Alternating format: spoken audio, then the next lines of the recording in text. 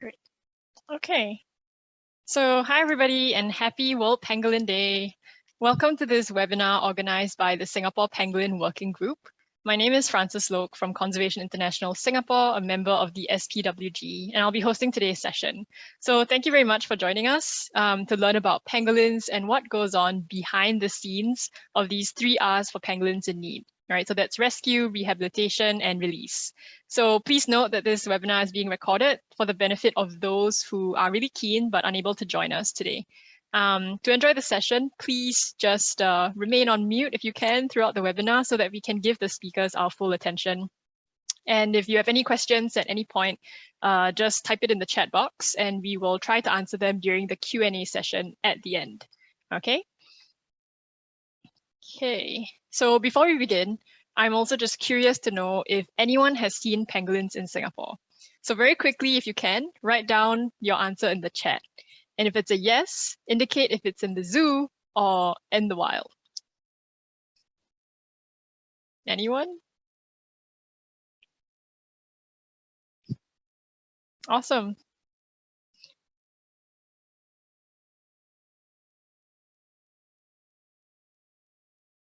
Okay, cool. Yeah, I think there's a good mix of people who have seen it in the wild and in the zoo and not. Great. Okay, so it seems like a good number of you have actually seen pangolins in Singapore. And if you just take a look at this picture, right, this antsy boy here tells you the favorite food of the pangolins. So yeah, they are quite elusive creatures and I think really interesting ones too. So I'll tell you a little bit more about them. Thanks for sharing your prior experience with pangolins. Okay, so what exactly are pangolins? All right, we know that they are mammals that are easily recognizable by their scales that cover their entire body, apart from their face and their belly. So as mammals, they also have hair, and you can see that in this picture here. Today, there are about 8 pangolins. There are exactly 8 pangolin species that exist throughout the world, in Asia and in Africa. But in Singapore, our forests are home to 1 species, the Sunda pangolin. They really get their name from the geographical range within Sundaland, which is spread out across Southeast Asia, including Brunei, Cambodia, Indonesia, Laos, Malaysia, Myanmar, Thailand, Vietnam, and Singapore. So some of you might have heard about pangolins before this webinar, but apart from being known as the only scaly mammal, pangolins also have the reputation, unfortunately, as being the most trafficked mammal. They are threatened by human demand for their scales in their meat. But in Singapore, their greatest risk is not so much ending up on someone's plate, but rather on our roads. And so in 2014, the Singapore Pangolin Working Group, or SPWG, was formed with stakeholders from government agencies, non-governmental organizations, educational institutions, researchers, and individuals who really came together to decide to work to protect the critically endangered Sunda pangolin in Singapore. So we work to improve collaboration, coordinate conservation, and research projects relating to the mammal, the rescue, rehabilitation, and release of the pangolins that are in need, as well as educate people across sectors about the plight of pangolins and how they can be part of the solution. And in 2018, we also published a National Conservation Strategy and Action Plan so that we can strive for a safe and well-connected habitats for pangolins and also a Singapore that is really proud of its natural heritage. So in highly urbanized Singapore, we know that habitat loss, forest fragmentation, and vehicles are the greatest threats to pangolins. Because they are tree climbers and also forest dwellers, Sunda pangolins are really more built for natural environments rather than our urban towns and cityscapes with fast-moving vehicles. So last year, in 2021, we recorded 28 pangolin deaths due to roadkill. Right, that's an extremely high number, given that about 5 years ago, that figure was less than 5. So last year also holds the record for being the year with the highest number of pangolin rescues. So these sobering facts really had a big part to play in inspiring the theme for today's webinar on the 3 R's, right? Rescue, rehabilitation, and release. So I'm very thankful to our speakers today, who are also members of the Singapore Pangolin Working Group, Kalai, Charlene, and Maxine, for making time to shed light on what goes on behind the scenes in rescuing, releasing, and rehabilitating pangolins in Singapore. Okay, so first up, We have Kalai from the Animal Concerns Research and Education Society, better known as ACRES, an NGO that has been doing wildlife rescues and rehabilitation with a very, very dedicated team of staff and volunteers. So Kalai's been doing this for more than a decade, and I think he's doing a fantastic job. So over to you, Kalai. Hello, morning everyone. Thanks for having me. I'm just going to share.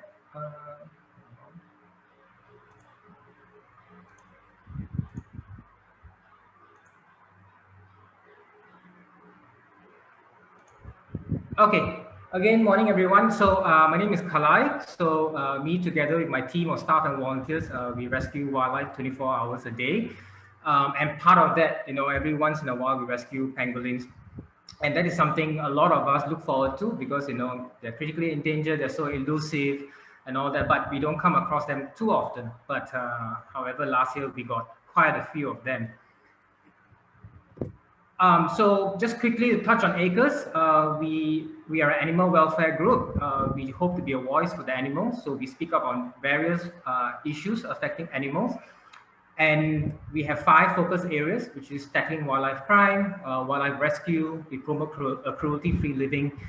We do a lot of community outreach and humane education as well. So even for pangolins, it's not just about rescuing them, but in the back end, how do we tackle if there's a poaching cases in Singapore, and also to reach out to Singaporeans and the community as well about pangolins, because a lot of people still don't know what type of wildlife we have. So, so that, with more knowledge, people can be more empowered to do something for the animals. So in 2021, we got over 18,950 calls. That is the highest so far ever. And COVID had a large part to do with this increase in calls. So for some reason, I think more and more people have nothing to do. They cannot travel. They're staying at home. They're wandering about, and they are going into nature reserves. So with that, more sightings of wildlife definitely happened. And last year, we handled about 30 Sunda pangolins. Unfortunately, within that number, 30, quite a few were actually roadkills as well. So I'm just going to show videos of some of these rescue scenarios and what are the challenges we have.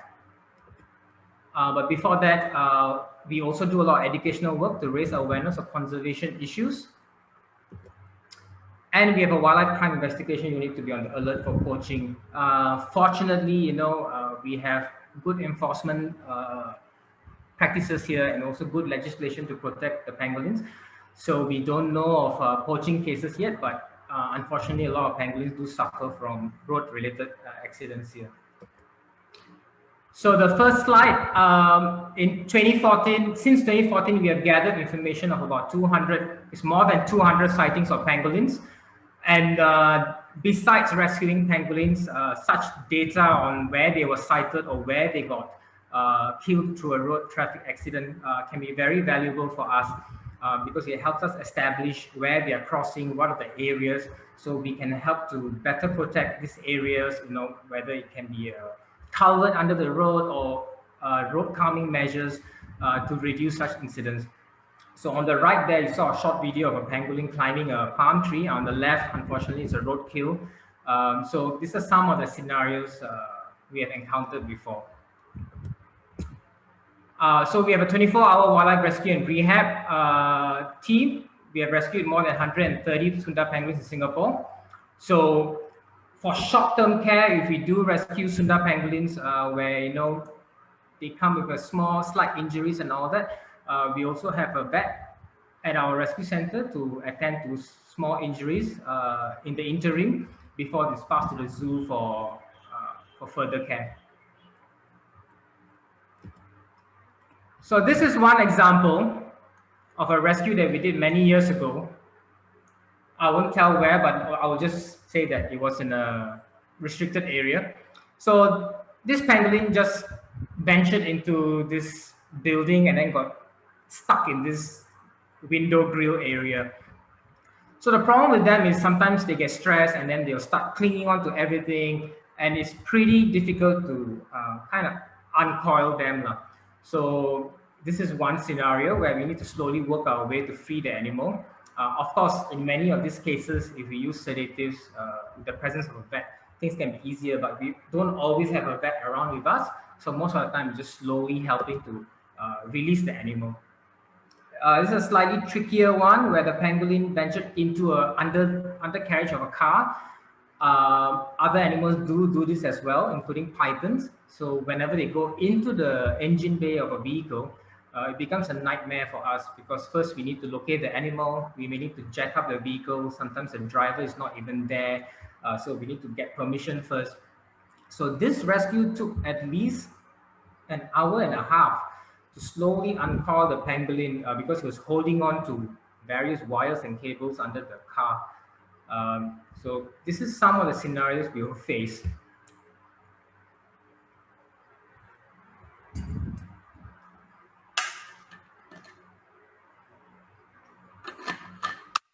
So that was my colleague trying to slowly uncoil the pangolin from the undercarriage of the car.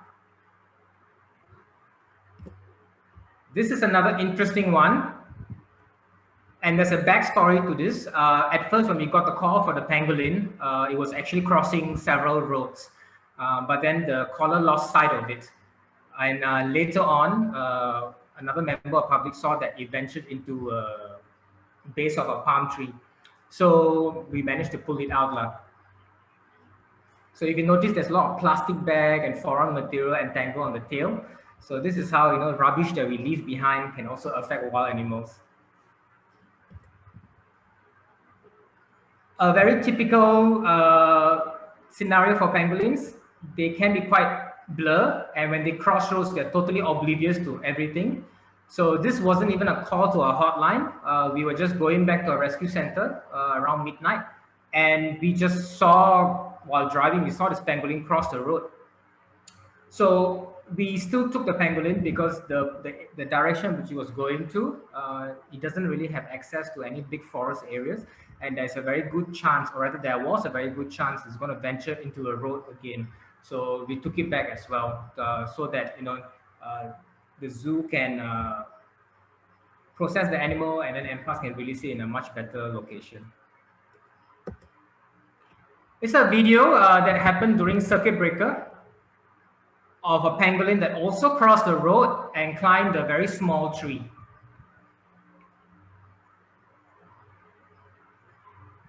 So some of you in this chat may actually know Mr. Bryce Lee. He's quite an advocate for wildlife. So he called us, and while waiting, he took this wonderful video of the pangolin climbing this very small tree. So they can be very arboreal in nature and very good climbers. But however, it's not safe to leave it on the tree because there's a good chance they will cross the road again. So we had to remove the pangolin.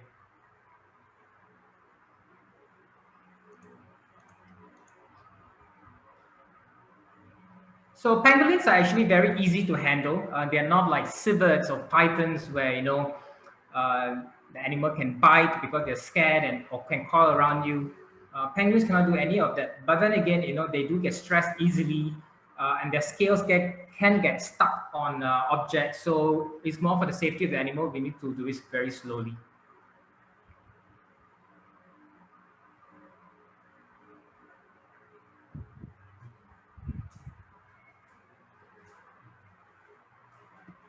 I'm just going to fast forward this.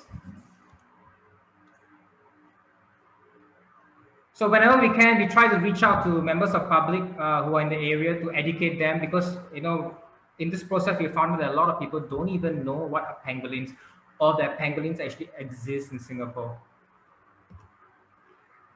This is another scenario. This individual is very lucky because if you notice, the pangolin is smack in the middle of two roads on the divider, and he's very lucky not to have gotten hit by a vehicle, but he has sustained injuries to his tail area, you can see. So this is what happens to them. They cross roads and they get hit by vehicles. It's one of our volunteers, Laurie, who's helping to remove the pangolin.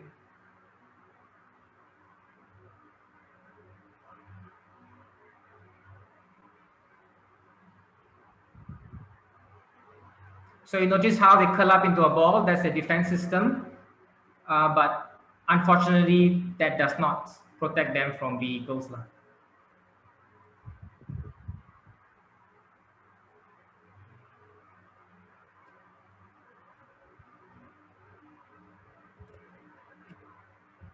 Another one, so they obviously love to climb fences and trees. In this case, he had climbed a tree, but this area is way out of his range in Singapore. It's smack in the middle of a residential area, so we couldn't leave it there.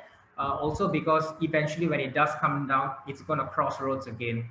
But the tree is quite high, so what we did was actually we used a pole to gently poke the fella, and he decided to climb down, and we met him halfway using our ladder to retrieve him.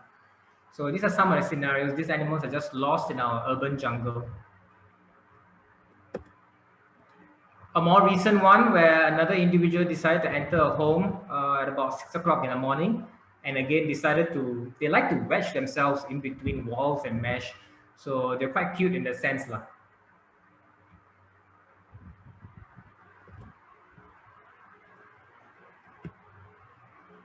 Also, another recent one from last year actually.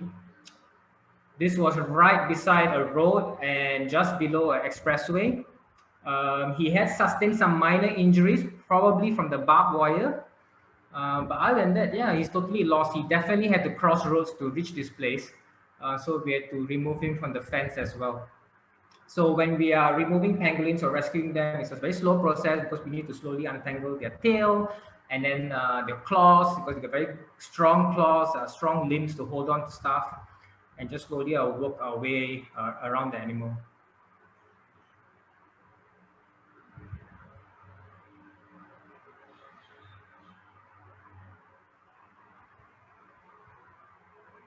So this was alerted to us by actually LTA officers who were stationed in this area.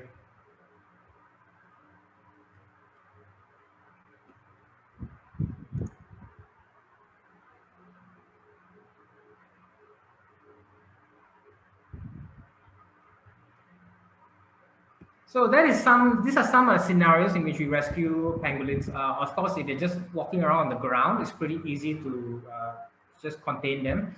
But very often they like to climb things and get stuck in places they shouldn't be getting stuck at, or in places they shouldn't be at. So that is when it becomes a bit tricky, where we need to use ladders, other equipment to slowly remove them before passing them to the zoo for further processing. This was also last year. This pangolin, you can see he looks a bit unwell. If I'm not wrong, he was also, I think, a bit dehydrated. We suspect he has been stuck there for a while because obviously he had climbed and probably dropped in, and he couldn't find his way out again. So yeah, this was also a restricted area, so it's a bit tricky to remove the pangolin from this area as well. You can see his eyes looked a bit dull as well. So, and it was a very hot day, so we had to actually really do this rescue quickly. It's another individual, is a member of public, explaining to us. So this pangolin actually was walking around before it entered the pallet. So, you know, when they feel stressed, they coil into a ball, or if not, they can find like small, narrow places. They like to squeeze themselves into that and then, you know, just chill there. So that's one of our volunteers finding out more information, because there was broken glass pieces around. So we're trying to find out what happened. This individual also has sustained some injuries, but quite superficial. It's nothing severe.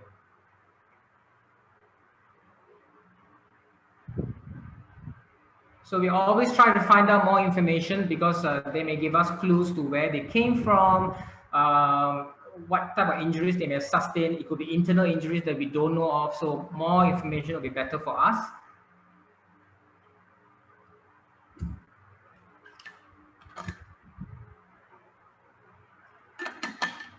So there you go. There are some scenarios in which we rescue pangolins from. I hope that was insightful for all of y'all. If you've got any questions, y'all can ask later on, I think. And I'll just leave y'all with this beautiful video of a release that we did a long time ago, where, you know, it's a mom and the baby, and you can see the baby climbing onto the mom as they walk into the forest.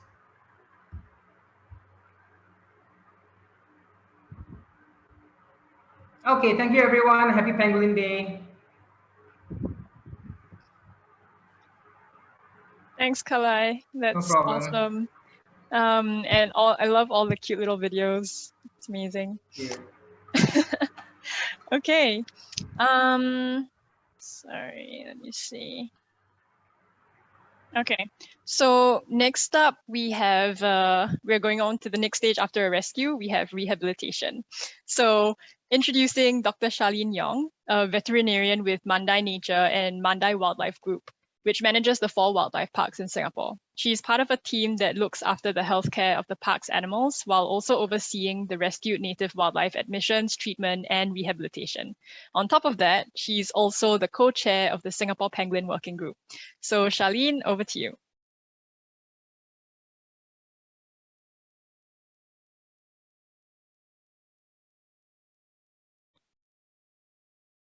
Charlene, are you there? Perfect. I think you're on mute. Thanks, Francis. Sorry, can everyone see my screen okay? Yes. Perfect. Okay, well, thanks very much, Francis and Kalai. And so as mentioned, I'm Dr. Charlene, and today I'll walk you through what happens to pangolins after they are rescued. And just a quick warning that there are some slightly gory images in my slides.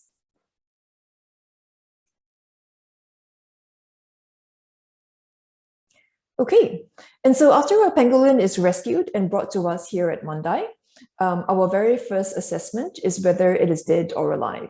We also very much appreciate, the history and the information that the rescuers bring to us, for example, from Kalai and his team, so that we can understand the situations in which they were rescued and then what sort of injuries to look out for.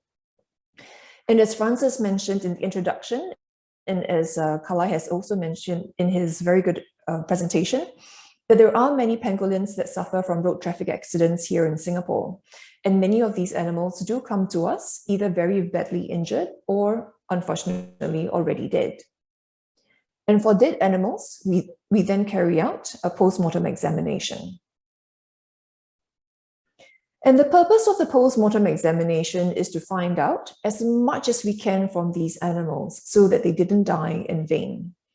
We investigate the cause of the injury, how extensive the injuries are, and also the cause of death. And we do so by checking the outside of the animal thoroughly, as well as on the inside. An example of this is in this picture here in the bottom left. This is actually the spine or the backbone of a pangolin that came in with very severe injuries and was showing neurological signs. However, despite very intensive treatment, this pangolin deteriorated and was eventually euthanized.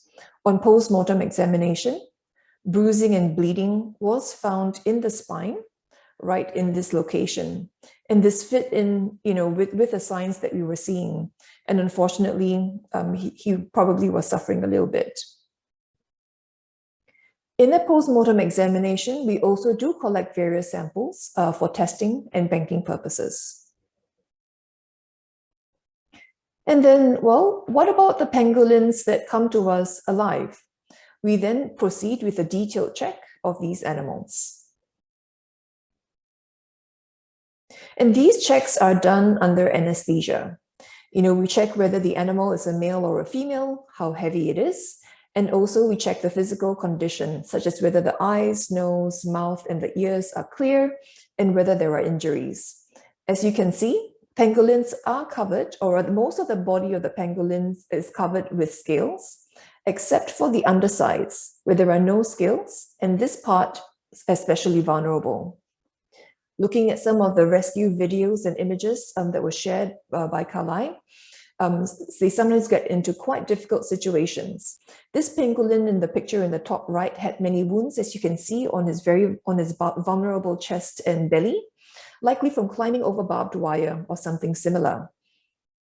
We also do check their blood for any abnormalities, and we also take radiographs, or also known as X-ray images. And this is because even though a pangolin is protected by scales that are hard, they can also get fractures and other severe injuries when they are hit by cars or when they get into other similar accidents. In this pangolin in the bottom left-hand picture, it actually had a fractured leg, and we worked together with a veterinary partner, and this fracture was surgically repaired, as you can see here in this photo. Other checks that we do also include ultrasound scans to check for their organs. And during our checks, if we find that a pangolin is not healthy, we will attempt to treat it. Sometimes the treatment requires quite intensive care. In this picture on the left-hand side, this pangolin actually needed oxygen. And here we had him hooked up so that we had a tube that could deliver oxygen much more directly into his lungs, and he could receive the oxygen that way. In the picture on the right-hand side, this pangolin came in critical condition and required fluids to be given directly into his bloodstream. And that's why his leg was all bandaged and taped up so that we could secure and protect the fluid line and give him other medications in that manner as well.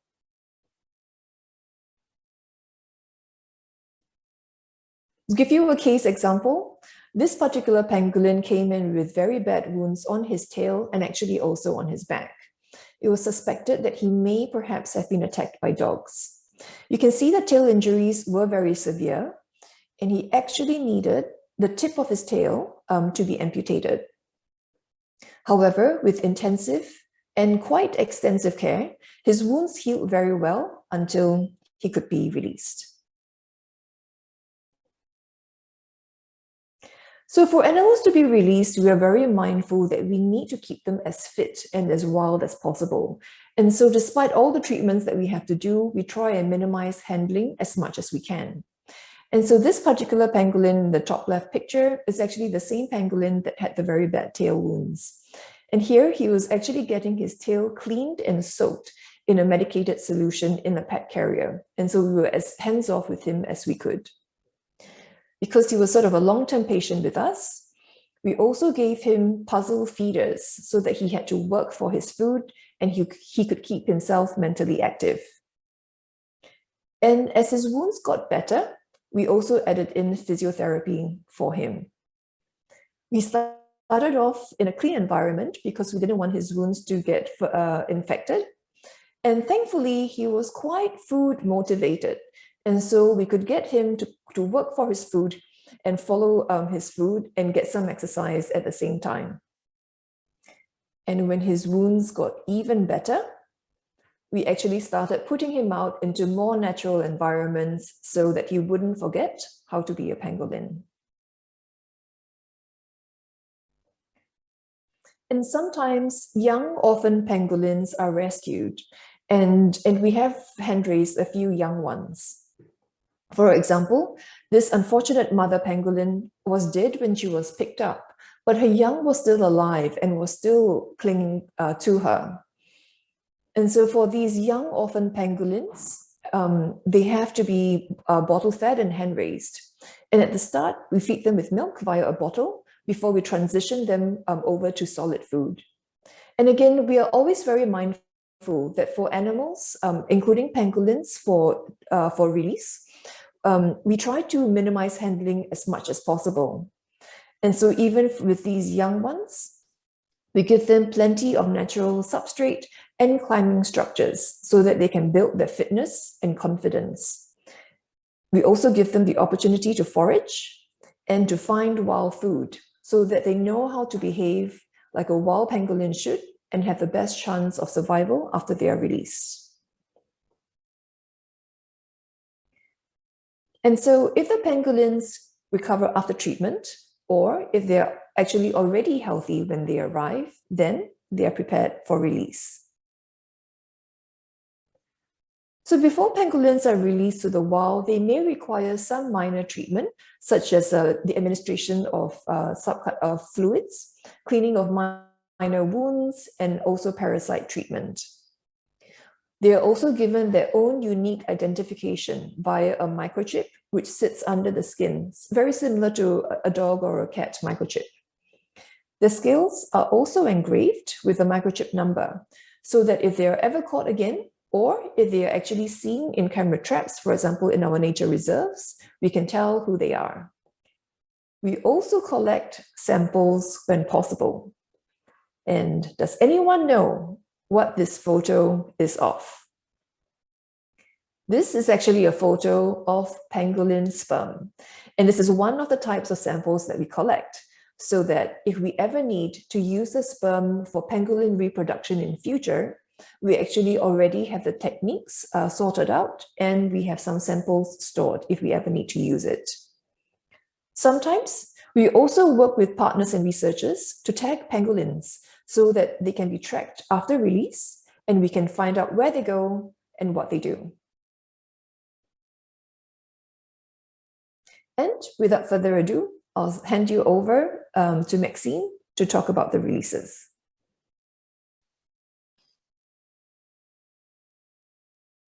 Thanks, Charlene. That was great. I think I also learned a couple of new things from that. Okay, so after rehabilitation, the idea is really to return the pangolin to its natural environment. So next up, we have Maxine Tan from the National Parks Board to talk about pangolin release. For 8 years now, Maxine has been nested in the conservation department at NParks, working in operations for several parks and nature reserves. So she has also experience with pangolin releases back into the wild. Over to you, Maxine.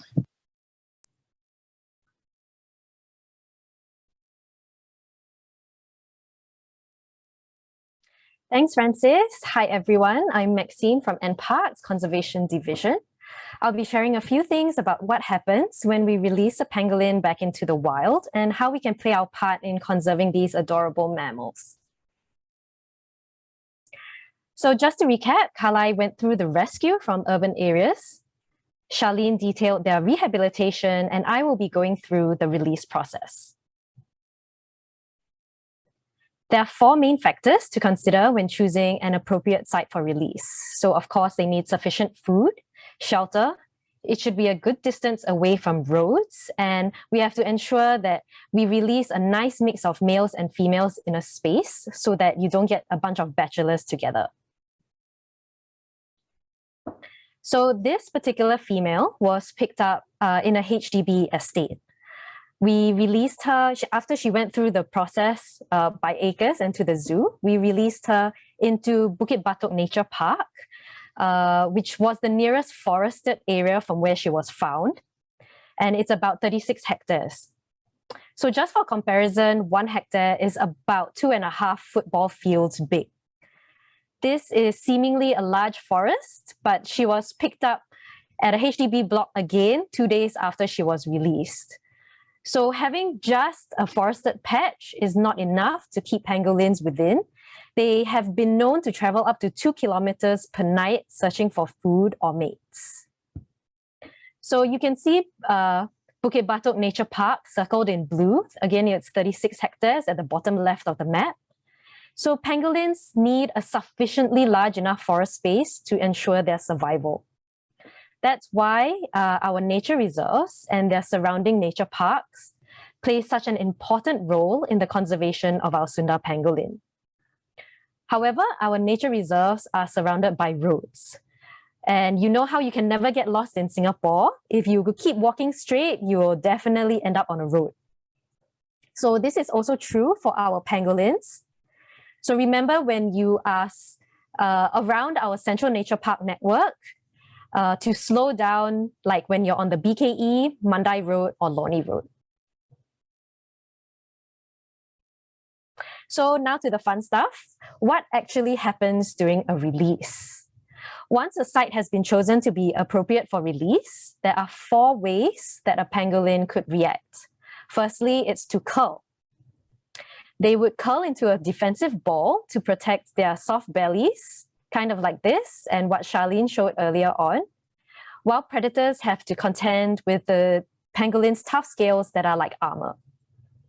Once they feel safe enough, they would uncurl themselves, and this could take possibly 15 minutes or actually much longer. So we usually try to wait and stick around to ensure that the pangolins are strong enough to fend for themselves and that they're not still groggy, because sometimes they're still recovering from anesthesia. And then they are on their way.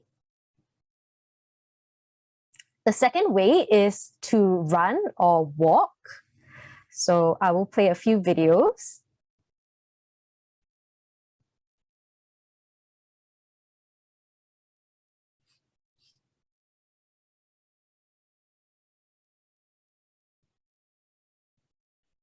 So they do lumber around on all fours most of the time. But they do have a tendency to also stand up on their hind legs when they want to sniff.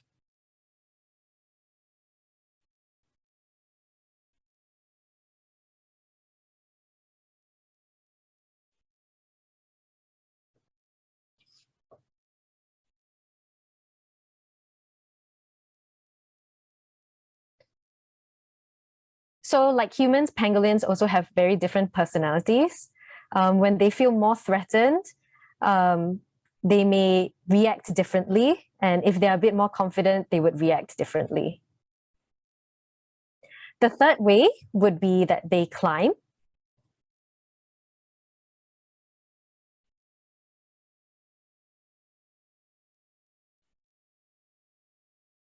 So as you can see, the Sunda pangolin is an adept climber, and they actually also have been known to sleep in trees.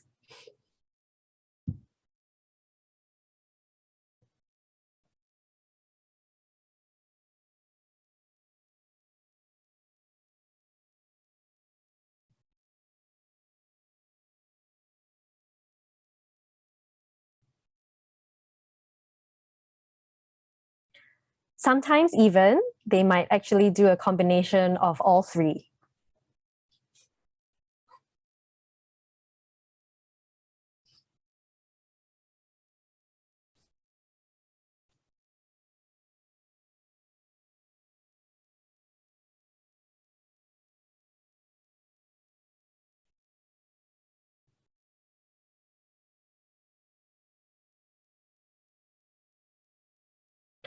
The last way they might react is actually they would dig.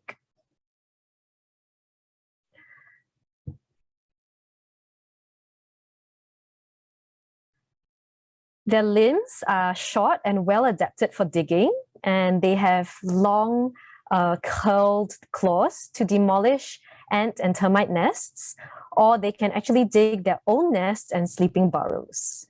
Towards the end of the video, you actually see what's left of her tail. Kind of looks like a snake.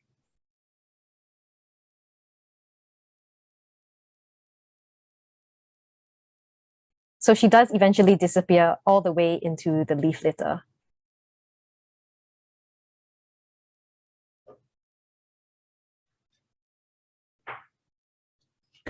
So I mentioned that one factor for choosing a suitable site for release is somewhere further from roads. And as Francis and Kalai mentioned at the start of the webinar, there was an unprecedented number of recorded pangolin roadkills last year. We are hoping to reduce the number of roadkills in two ways: by improving connectivity between forest patches and enhancing their habitats. How we improve connectivity is to ensure that animals, as far as possible, do not need to cross roads to get to the other side. The Ecolink at BKE passes over the Bukit Timah Expressway to connect the Central Catchment Nature Reserve and the Bukit Timah Nature Reserve together. Pangolins have been recorded to use the Ecolink as recently as January this year.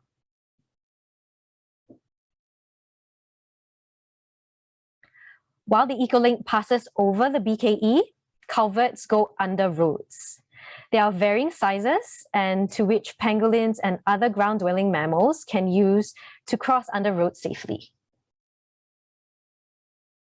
So here we have a camera trap video of a pangolin just starting to head towards one of the culverts.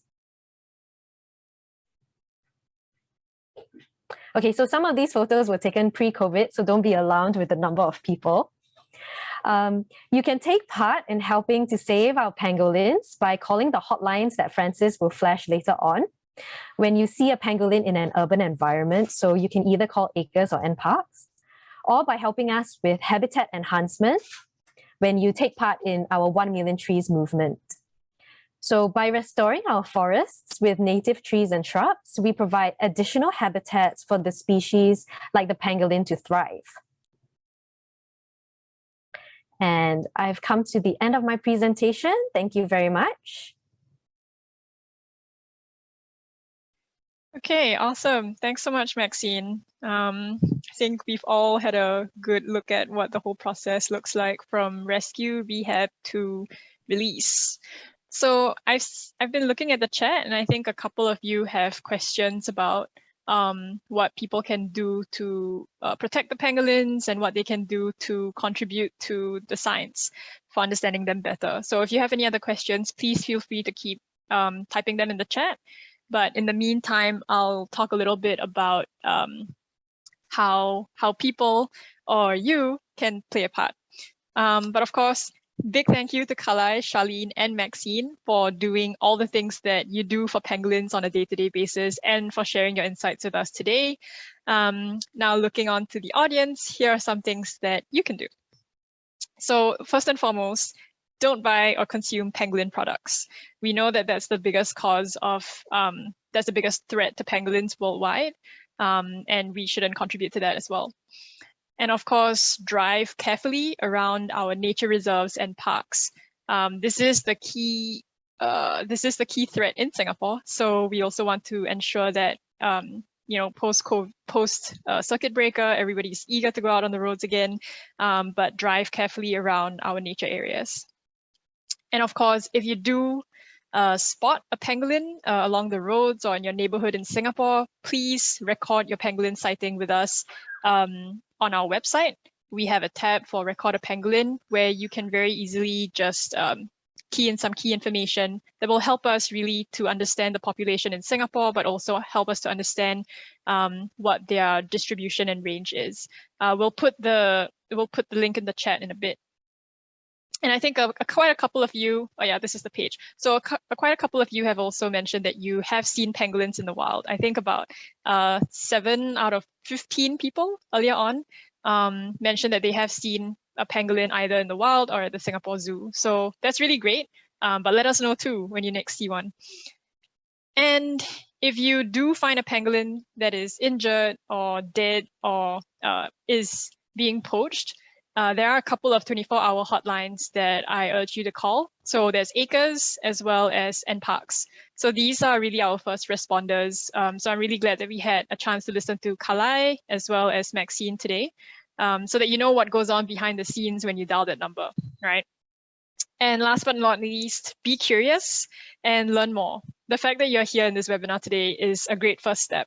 But the issues that plague pangolins are also really similar to the issues that plague other native wildlife in Singapore. So learn more about the issues, talk to people about it, and get the message out there. So we've come to the end of the webinar, but I'd like to address some of the questions in the chat. So thanks so much to everybody for being so curious. I'll stop sharing my screen so we can invite Kalai, Maxine, and Charlene back here. Okay, and again, if you have questions, please keep putting it in the chat and then we can take them. Okay, so first one first. Okay, so Singbeng Yo says, okay, I think this one's to Kalai. How did the car owner even realize there was an animal under the car? I think you showed footage of you guys trying to pry one out from under the car. Yeah, the car owner didn't know. He wasn't even there. It's a security guard of that basement. It was actually like a shopping center, basement car park. He saw the pangolin going underneath and he alerted us. So we went down, we were waiting a while, and then eventually the car owner showed up and he was pretty understanding. So he allowed us to check the car up. But after the whole procedure, we told him to kind of probably get the car checked up first because we didn't know maybe the pangolin had unplugged some important cables or fluid cables, we don't know. So yeah, the car owner didn't know initially. Cool. Okay, and then unrelated to that, when does ACRES do the pangolin release themselves, and when do they hand it to Mandai or NParks? So in the video that you saw of the pangolin going into the forest, that was taken actually quite a few years back. That was before. So ever since then, the protocols and our SOPs have been streamlined. So now is we do the rescues, Zoo does the processing, and NParks does the releases. So we don't do the releases anymore. Yeah, and I think today's webinar flow showed that pretty clearly, right? At which stage, which agency gets involved. Okay, and then Michael Au also asked, Despite many efforts to protect and rewild Singapore, we are yet faced with many unfortunate incidents of wildlife and human encounters, road kills, entrapment, etc. So what advice would you suggest for policymakers as well as members of the public in protection of the pangolins? So first off, Michael, I think the last slide on how people can get involved in protecting pangolins is a start. But I'll turn it over to Maxine, Charlene, and Kalai on what you think policymakers need to know. Or just general things that you think everybody should know. Yeah, okay, so like Kalai mentioned just now also is that we have SOPs. So all the parties who are involved in conservation of the pangolin now, we follow our SOPs that have been streamlined. So when we work together as the Singapore Pangolin Working Group, it actually, a lot of things flow better. And we share much more information than if we had worked ever in silo. Yeah. Great. Yeah. And I think Maxine also earlier talked about the connectivity of our forests and really trying to build that natural connectivity, trying to prevent pangolins from crossing roads, which endangers them. But I think the point of the SPWG is also to ensure that there's collaboration among all the stakeholders, right? Not just policymakers, but also people who work on the ground with rescues, people who work in education, and then of course people who come up with the rules. So I think it's a one team effort that we're really trying to work for here. Okay, and then we also have a question from Robert Bagri. Hi, Rob. How many pangolins do you estimate there are in Singapore?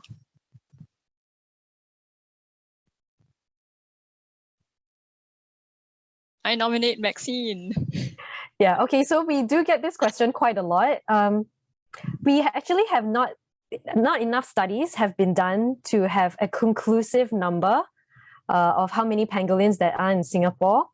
But as we mentioned earlier in the webinar, there have been an increasing number of sightings, and there could be a few reasons for this. So last year, we had so many sightings because firstly, a few reasons could be, one is the weather. Around the same time, like as same kind of weather as now, it's been a bit freakish. It's been raining a bit too much. So this could actually chase pangolins out of their burrows because it could possibly flood. There also could be simply because a lot of people stay in Singapore now. And the only way to go out is either to get groceries during COVID or to go into a park or a nature reserve for exercise. So since 2018, when the Singapore Pangolin Working Group has been doing a lot more outreach, a lot of people are also more aware of pangolins and what they look like. So they would most likely know who to call. And so we do get more calls simply because people are more aware. Yeah. Mm-hmm. Thanks, Maxine. Yeah, so to answer your question, Rob, I think there is no definitive answer, but the idea is that they are still critically endangered in Singapore, as well as the rest of the region. Yep, so I hope that helps. Okay, and then I just want to note that we also do have participants joining from other countries, some of them also with affiliations with zoos in the region. So Sylvia Uras is asking, what do you think is the best design for pangolin transportation boxes? Is it a wooden box or a plastic one, and do you provide water in the box? I'm not sure what angle you're asking this question from, Sylvia, but Charlene or Kalai, any ideas? I think I can answer for rescues at least. I mean, most people, we don't use wooden boxes much anymore because in our climate, wooden box is very difficult to disinfect, and it's always raining here and all that. So, and then fungus can grow and all this. So generally, most of us, I think NParks included, we rescue using just typical plastic carriers. You can put in some towels if you want to give the pangolin a soft bedding. Generally, while transporting, we don't offer water to any animal most of the time. But after we bring it back to a rescue center and all that, if we feel the pangolin may be dehydrated, we can offer water and they do drink. But other than that, while transporting, no water and a plastic carrier should do just fine. Yeah. If I could add on to that as well, Kalai, I completely agree with everything he said. And again, not quite sure what the background is for your question, Sylvia. Certainly, for very short term, holding and transportation, the carrier has to be secure because obviously pangolins are very strong. So we find that the commercially made pet carriers, one are a good design because they're sturdy, easy to clean and disinfect, and they also usually have very good ventilation. So we mustn't forget that as well.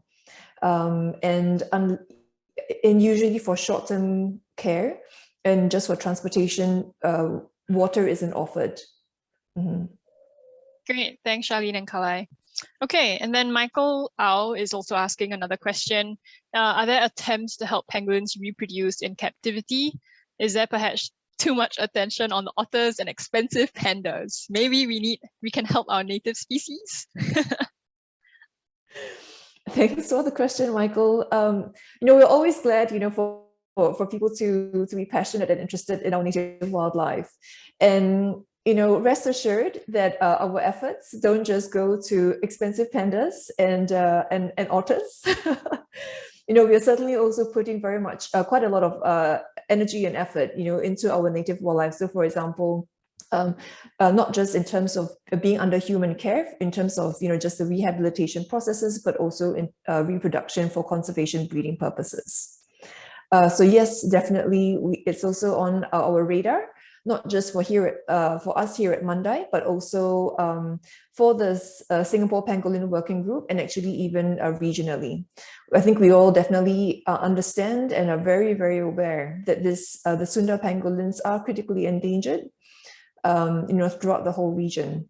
And it's a very multiple faceted collaboration that is required for the conservation of the species. And one aspect of it truly is reproduction and care and pangolins being under human care. Yeah, and I think it's also incredibly difficult, right, for pangolins to be bred in captivity. But also, Michael, otters are native what? Just that saying. Is true. At least the two species. Yeah. Okay, so Sylvia just clarified that she works with Eliza Panjang on the Pangolin Rescue Project in Sabah. Cool. Thanks, Sylvia, for the question. Okay, are there any final questions for Maxine, Charlene, Kalai, or the SPWG in general? I know we have a couple of other members who turned up too, so thanks very much for that. But if anybody doesn't have any questions, we might just call it a day. No? Okay, well, thanks everybody for joining in today's webinar. I hope that you've enjoyed it and I hope that you've learned something new. Please do check out our website where we have more information and learning resources about pangolins in general. And also please do record your sighting with us if you ever do see one. And yeah, keep in touch. Happy World Pangolin Day. And thank you to all our speakers. Happy World Pangolin Day. Thank you. Thank you Thanks, all. everyone. Take care. Thank you. Bye.